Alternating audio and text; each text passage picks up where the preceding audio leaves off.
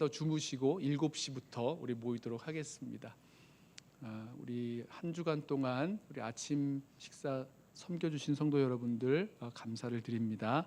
오늘 주신 말씀 보겠습니다. 빌립보서 2장 5절부터 11절까지 말씀 우리 다 찾으셔서 한 절씩 교독하겠습니다. 빌립보서 2장 5절부터 11절.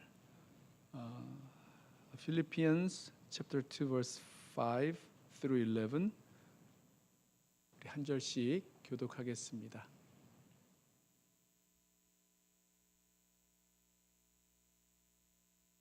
제가 먼저 읽습니다. 너희 안에 이 마음을 품으라. 곧 그리스도 예수의 마음이니 그는 근본 하나님의 본체시나 하나님과 동등됨을 취할 것으로 여기지 아니하시고 오히려 자기를 비워 종의 형체를 가지사 사람들과 같이 되셨고 사람의 모양으로 나타나사 자기를 낮추시고 죽기까지 복종하셨으니 곧 십자가에 죽으심이라. 이러므로 하나님이 그를 지극히 높여 모든 이름 위에 뛰어난 이름을 주사 하늘에 있는 자들과 땅에 있는 자들과 땅 아래에 있는 자들로 모든 무릎을 예수의 이름에 꿇게 하시고, 함께 읽습니다. 모든 입으로 예수 그리스도를 주라 시인하여 하나님 아버지께 영광을 돌리게 하셨느니라. 아멘. 이 마음이 바뀌니까 이 모든 것이 다르게 보였던 그런 경험이 있으십니까?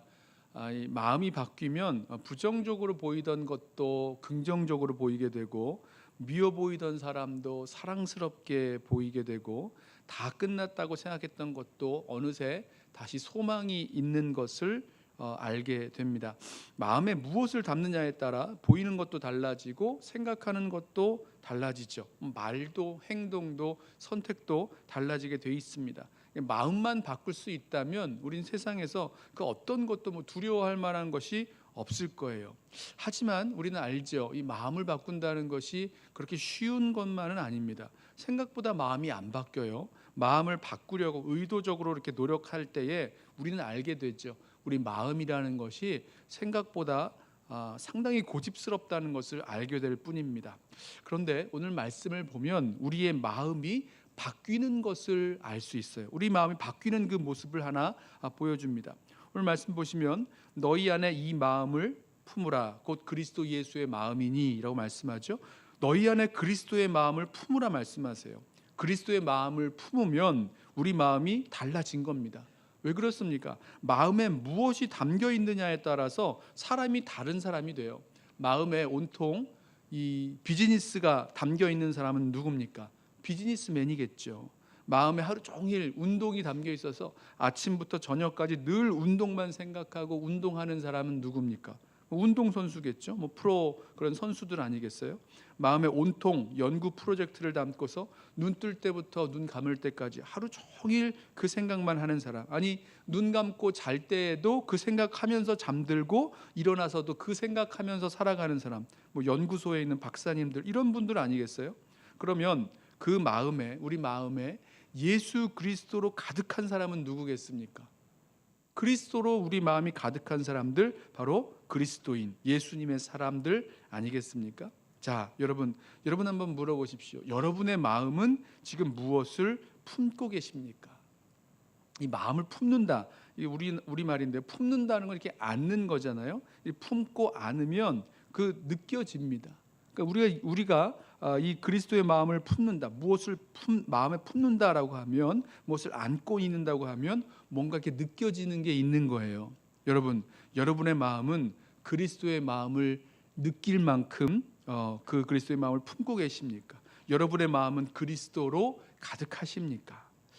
자, 오늘 말씀은요, 우리로 그리스도의 마음을 품도록 만들고 우리를 변화시켜 주죠. 마음을 새롭게 함으로 변화를 받으라, 이 말씀 로마서 12장 말씀인데요, 그런 말씀이랑 그대로 적용되는 말씀입니다. 오늘 본문이 어떻게 우리로 그리스도의 마음을 품게 만드는가, 바로 이 십자가 복음 사건을 보게 해줘요. 그런데 그 십자가 사건을 볼 때에 그리스도의 내면에서, 그리스도의 마음에서 그 십자가 사건을 볼 수 있게 해준다는 겁니다. 하나님의 아들이 이 땅에 오셔서 죄인을 위하여 십자가 지시고 죽으신 사건, 이 복음의 사건이죠. 이 복음의 사건을 제3자가 밖에서 보고 설명해내는 것이 아니라 십자가 지신 당사자, 십자가를 지신 당사자인 그리스도의 내면에서, 그 안에서 이 십자가 사건을 볼 수 있게 해주는 겁니다. 느껴지는 거죠. 십자가 지신 그리스도의 마음은 어떤 심정이었는지 우리로 알게 되고 깨닫게 되고, 그래서 그 마음을 품게, 그리고 그 품는다는 그 뜻대로 이렇게 안아서, 그 마음을 안아서 느끼게 만들어줍니다. 5절 말씀 다시 볼까요? 너희 안에 이 마음을 품으라 곧 그리스도 예수의 마음이니. 자, 그리스도 예수의 마음은 무엇이고 어떻게 그리스도의 마음을 품을 수 있을까? 자, 우리가 십자가신 분의 그 내면으로, 안으로 들어가서 십자가 복음을 볼 때 그 마음을 느끼고 알 수 있다고 말씀을 드렸죠. 6절입니다. 그는 근본 하나님의 본체시나 하나님과 동등됨을 취할 것으로 여기지 아니하시고. 자, 여기서 우리 예수님의 그 심정으로, 예수님의 마음으로 이 모든 복음의 사건을 느껴보시죠. 생각을 해보시죠.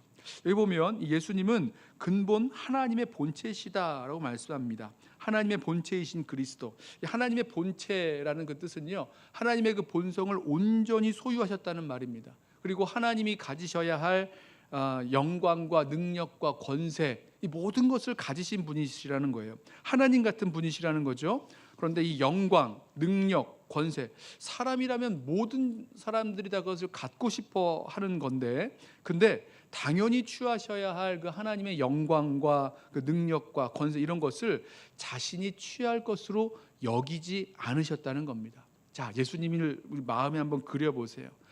본인이 하나님의 영광으로 취할 수 있는, 그리고 당연히 취해야 할 것들을 그렇게 취할 것으로 여기지 않으셨다는 겁니다. 자기의 그 권리를, 자기의 그 능력을 포기하는 거죠. 여기에서부터 우리는 그리스도의 내면에 들어가서 이 십자가 사건을 보게 되는 거죠. 이어지는 말씀에서는요, 그리스도께서 자기를 향하여 그 결정을 내리신 그 마음이 무엇인지를 보게 만듭니다. 7절, 오히려 자기를 비워 종의 형체를 가지사 사람들과 같이 되셨고. 그리스도는 자기를 비워 종의 형체를 가지셨습니다. 자기를 비운다는 것, 자발적으로 자신의 권리를 박탈시키는 거죠. 자기를 비워요. 자기 권리를 포기하시고 종의 형체, 종의 형체는 여기서 형체라는 말은 하나님의 본체, 같은 단어를 썼어요. 자, 종의 형체를 가지셨습니다.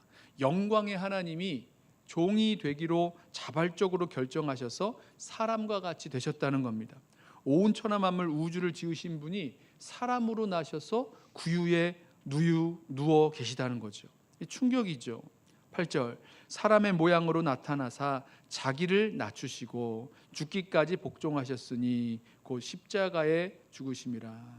그리스도는 자기를 비우실 때 100에서 0으로 비우신 정도가 아니라 100에서 마이너스 100으로 자기를 낮추십니다. 자기를 십자가에서 죽기까지 복종하셨다는 겁니다. 십자가의 죽음, 어떤 죽음입니까? 나무에 못 박혀 죽는 육체의 고통을 느끼는 자리일 뿐만 아니라 나무에 달린 자는 죄의 저주를 담당하는 그런 형벌의 자리, 죄의 저주를 감당하는 형벌의 자리, 또 아버지로부터 완전히 버림받는 그 고통의 자리로 주님이 나아가셨다는 거예요. 어떻게 해요? 자기를 낮추심으로 자발적으로 나아가셨다는 겁니다. 우리는 그리스도의 내면에서 십자가의 복음을 바라봅니다. 그 복음의 사건을 바라보는 거죠. 자기를 비워 사람이 되시고 자기를 낮추셔서 십자가에서 죽으시는 그 사건을 바라보면서 그분의 마음을 느끼기 시작하는 겁니다. 자, 이것을요, 우리 안에서 좀 생각을 하라는 겁니다. 이 권면의 그 원래 뜻이 생각하라는 거예요. 5절에서 이 마음을 품으라 라고 할 때 그 동사가요, 직역을 하면 생각하라입니다. 생각하라. 이 직역하면 이래요. 이것을 생각하라. 너희 안에, 그리스도 예수 안에 있는 것을. 이게 직역을 해보면 이렇게 돼요. 우리가 우리 안에 예수님의 그 내면, 예수님의 그 안에 있는 그 태도, 내면의 마음을 생각할 때에 우리는요, 아주 충격적인 그 그리스도의 그 아름다움, 그 놀라움을 보게 되고요, 그리스도의 마음을 사모하게 될 것입니다. 그리고 그리스도의 마음을 품게 되는 거죠. 느끼기 시작하는 거죠. 바울이 빌립보서 3장에서 고백하기를 그리스도 예수를 아는 지식이 가장 고상하기 때문이라고 고백했던 이유가 여기에 있습니다. 내가 그리스도를 위하여 모든 것을 잃어버리고 배설물로 여긴다고 했던 것처럼 예수 그리스도의 그 충격적이게도 선하고 아름답고 그 존귀한 마음, 자기를 비우시고 자기를 낮추셔서 죽기까지 복종하신, 십자가에 죽기까지 복종하시는 그 충격적인 아름답고 선한 그 존귀한 마음을 보게 되니까 우리의 마음도 그것을 느끼면서 그 마음으로, 그리스도의 마음으로 이렇게 그리스도의 마음을 품고 그리스도의 마음으로 변화되는 것입니다. 히브리서 기자도 권면할 때 예수를 깊이 생각하라 이렇게 권면했죠. 똑같은 권면입니다. 우리가 예수를 생각하면 예수님을 마음에 품게 됩니다. 예수님의 그 내면, 자기를 비우시고 자기를 낮추신 예수님의 그 내면을 생각하고 느끼고 품을수록 우리는 우리 예수님으로 우리 마음이 채워지고 우리 예수님을 닮아가게 되는 거죠. 창조주 하나님이 사람이 되기로 한 자기를 비우신 그리스도의 마음, 만왕의 왕이 십자가에서 죽기로 한 자기를 낮추시는 그리스도의 그 마음, 자, 그 마음이 우리 안에 가득하도록, 그래서 우리 안에서 그 마음을 생각하고 그 마음을 따라서 변화될 수 있는 저와 여러분 되기를 소원합니다. 자, 이어지는 말씀을 보면 그리스도가 높임을 받으세요. 하나님은 자기를 비우시고 자기를 낮추신 그리스도를 높이십니다. 9절 말씀 볼까요? 이러므로 하나님이 그를 지극히 높여 모든 이름 위에 뛰어난 이름을 주사 하늘에 있는 자들과 땅에 있는 자들과 땅 아래에 있는 자들로 모든 무릎을 예수의 이름에 꿇게 하시고 모든 입으로 예수 그리스도를 주라 시인하여 하나님 아버지께 영광을 돌리게 하셨느니라. 자, 이제 9절 시작을 보면 이러므로라고 말씀을 하죠. 이러므로. 자, 그리스도의 그 겸손의 결과, 자기를 비우시고 낮추신 그 겸손의 결과 하나님께서 어떻게 하셨는가를 말씀하는 겁니다. 그 이러므로의 뜻이에요.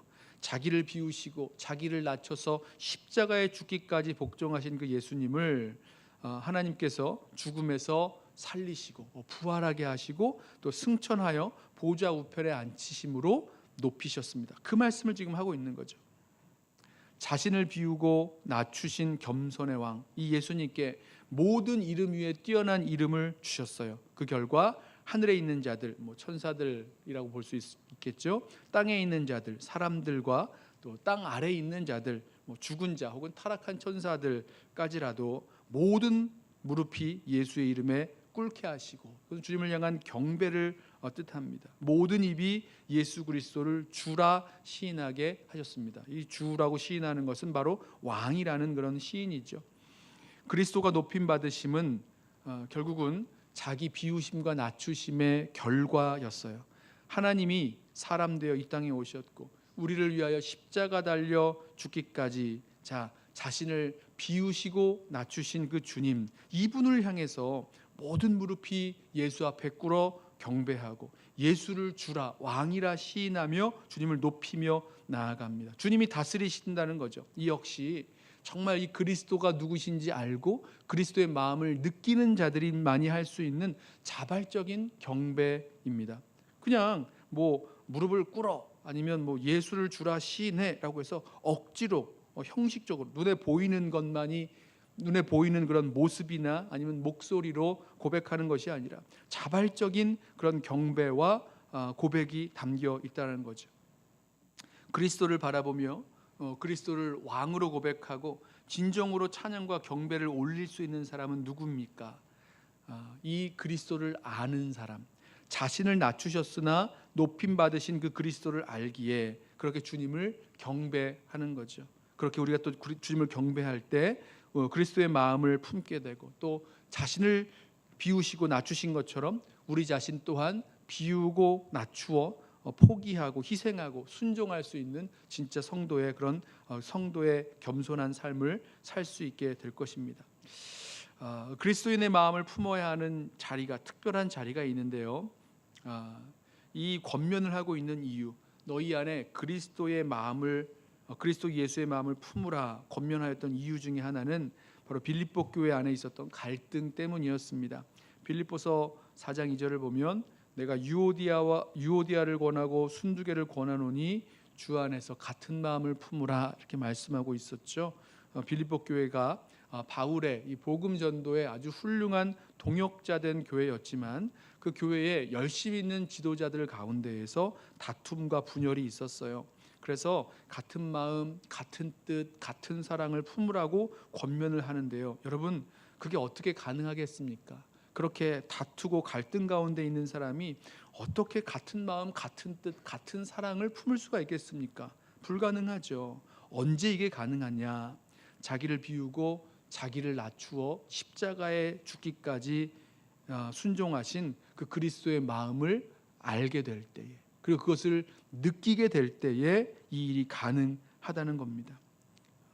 그 주님을 마음에 품고 그 주님을 마음에 느끼고 그 주님이 우리 심령 가운데 가득할 때, 그때 이 역사가 일어나는 거죠. 한 마음으로, 같은 마음으로, 같은 뜻으로, 같은 사랑을 하게 되는 겁니다. 오늘 말씀의 제목이 복음으로 새롭게 된 마음인데요. 어떻게 우리가 복음으로 새롭게 된 마음을 갖게 되는가? 우리 안에 그리스도의 마음을 품게 될 때입니다. 자기를 포기하고 또 자기를 비우고 자기를 낮추신 우리 그리스도, 그 십자가 지신 그리스도, 우리가 안에 이 그리스도를 생각하고 그리스도의 마음을 생각할 수 있기를 원합니다. 우리가 그리스도의 마음을 이렇게 품어서 그 마음이 우리 가운데 느껴질 때까지, 또 그리스도가 우리 안에 가득하실 때까지, 채워질 때까지, 그 그리스도의 충격적인 아름다움과 놀라움이 우리 마음에 느껴지고 또 마음이 먹먹해질 때까지, 그때까지 우리 그리스도의 마음을 생각하고 품는 저와 여러분 되기를 원합니다. 또 한 가지, 낮아짐으로 높임 받으신 그리스도를 경배할 수 있을 때까지, 자발적인 경배죠. 그 주님을 바라보면서 주님의 아름다움, 주님의 놀라우심, 그것을 자발적으로 찬양하며 경배하며 주님을 왕으로 고백할 수 있을 때까지 우리 그렇게 주님을 생각하며 나아가는 저와 여러분 되기를 원합니다. 특별히 다른 사람과의 관계 가운데 또 불화의 갈등이 있을 그때에 너희 안에 이 마음을 품으라 하는 이 명령을 우리 심령 가운데 생각하면서 주님의 마음을 품게 되기를 원합니다. 여러분, 너희 안에라고 했을 때 이 너희가요 복수예요. 그러니까 너가 아니고, 개인이 아니고 공동체 안에, 이 너희 가운데에 이 서로의 관계 가운데 품어야 할 그 마음이 바로 그리스도 예수의 마음이라는 거죠.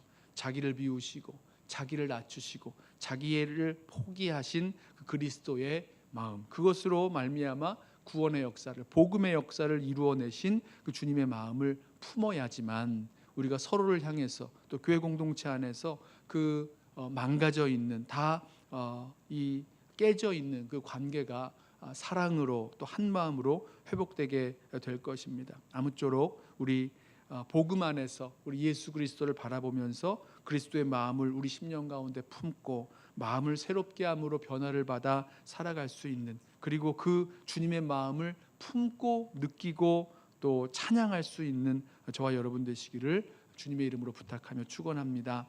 우리 함께 찬양하고 기도하겠습니다.